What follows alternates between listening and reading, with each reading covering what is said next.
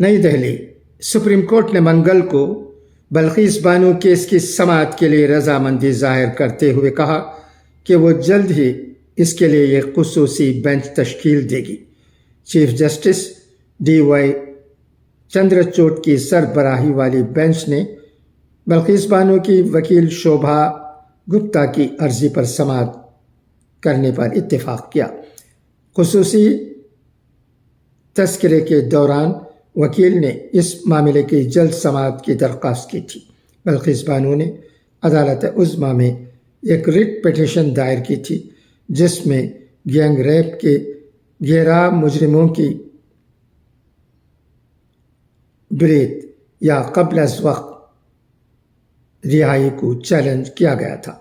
15 اگست کو گجرات حکومت نے عمر قید کی سزا پانے والے 11 مجرموں کو رہا کیا تھا۔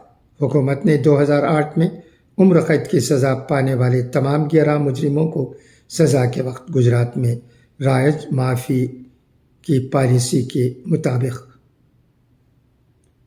رہا کر دیا تھا۔